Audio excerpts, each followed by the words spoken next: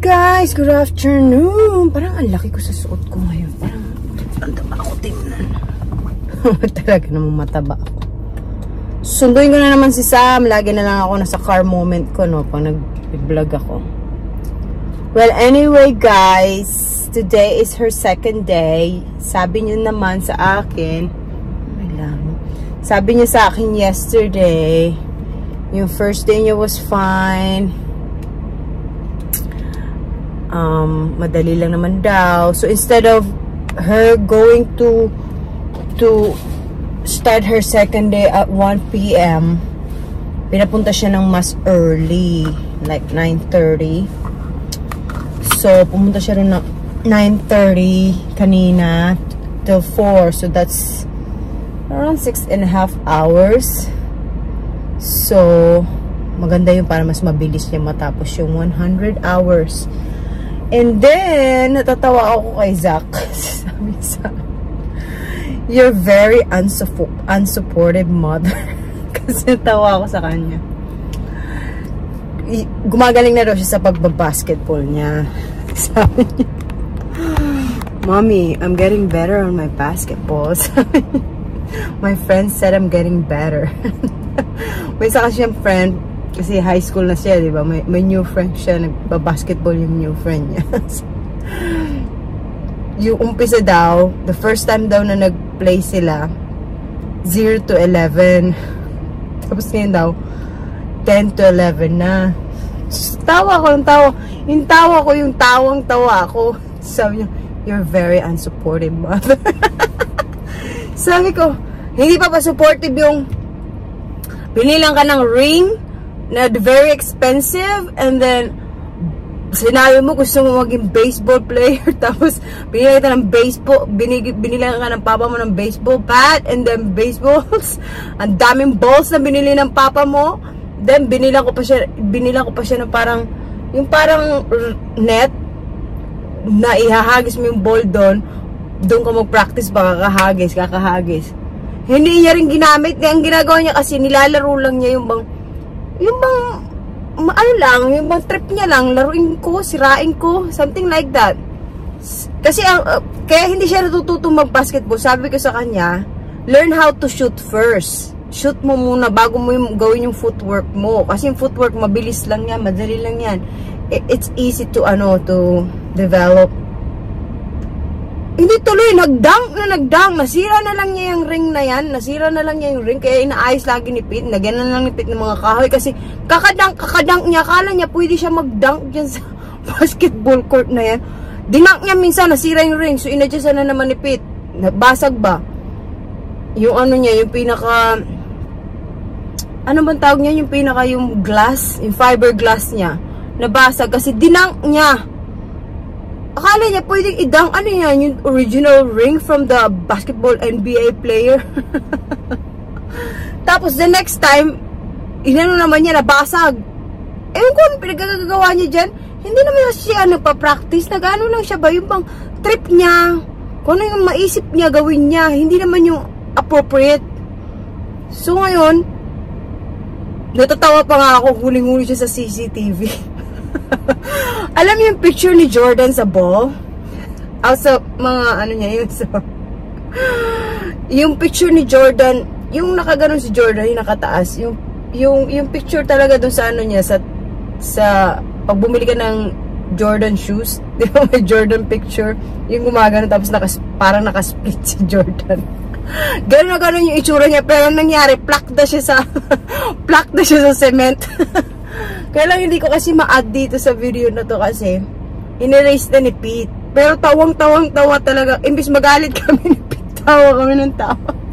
Kasi tinatry niya na naman idang. Nagpaka-ala Jordan, pero hindi niya na-shoot yung bola. Nag-pluck na pa siya sa cement. Sabi niya talaga sa akin, yung tawa ko daw is very unsupportive mom. Sabi ko, kung nakikinig ka lang sana, magaling ka na mag-basketball. Kaya lang, kailangan pang... Ang yabang kasi niya ni Zach, sasabihin niya, I'm good now on basketball. Kapag ang kalaro niya yung kapatid niya, si Cyrus tsaka si Sam, syempre kulelat niya kasi hindi naman nagpa-practice yung dalawa. Sabi niya, oh, you're no good daw. Magaling daw siya mag-basketball. Tapos yung friend niya na yung nakalaro niya. Wala! 0 to 11. Natatawa talaga ako nung sinabi niya, proud na proud niya sa sarili niya. Sabi ko, it took you 3 years? Para maka points ng 10? It took you 3 years? Kasi pag siya lang mag-isa dyan, sabihin ko, oh, mag-shoot ka nga yung shoot lang, yung shoot lang. Hindi makashoot. Natatawa ako sa kanya, tapos, ano ba lang gusto niyang gawin ko? Supportive nga kasi binila ka ng ring. Ang dami mong basketball na bola, basketball. Tapos ano ka pa, pag na niya dyan, sabihin, oh, basketball, sige, shoot mo. So, hindi makashoot. Tapos, ang pangarap niya sa buhay niya, maging basketball player daw siya, varsity. Sabi ko, kawawa kang bata ka kasi, yung grade mo, hindi mo na nga inaayos. Tapos, 0 to 11 ka pa, hi! Sabi niya, I will prove you wrong, mommy, I will prove you wrong. Sunduin ko na nga guys yung dalaga ko. Mamaya na tayo mag-usap kasi mag-grocery din kami after ko siya sunduin. Tawa kong tao dito para akong bunga. Hi guys, nandito na ako. Hinihintay ko na lang siya. Mamaya pa siya mga 2 minutes pa. Tapos papipermahan niya pa yung ano niya, yung tawag niya, yung papel. Kailangan kasi permahan. Tawa ko ng tawa. Kung paano ako tumawa ngayon, ganun yung tawa ko, mas pa. Talagang na rolling on the floor talaga yung tawa ko. Tawa ako ng tawa.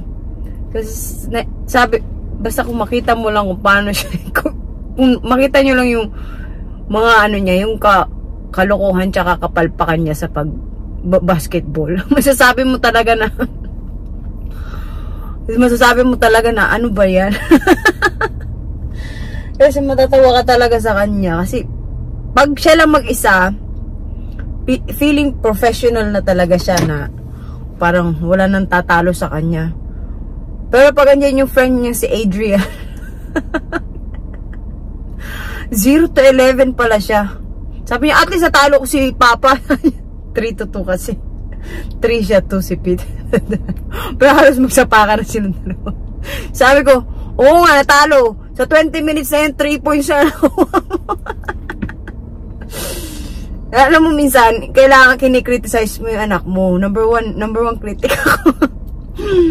Kinikriticize mo. Kasi pag sinabi mo, don't worry, everything's gonna be alright. Binibaby mo siya, bahala siya sa buhay niya. Para ma-realize niya, pag kunwari may mag-insulto sa kanya,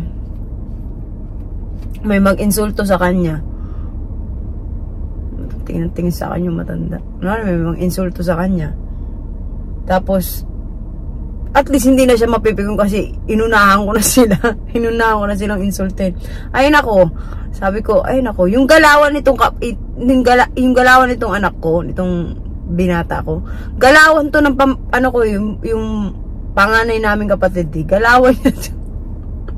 Pagpapakyut, pagpapakul, lahat na nakaisak na lahat.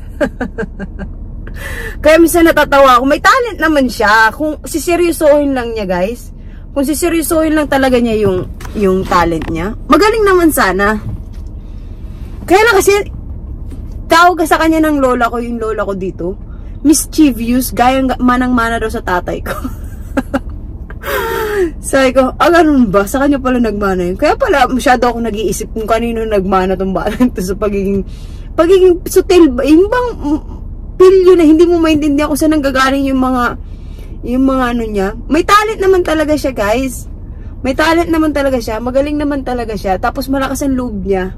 Yun yung maganda sa kanya kasi malakas yung loob niya. Hindi siya nahihiya. Hindi mayroon na mahiya si Zach. So natatawa talaga. See you later guys.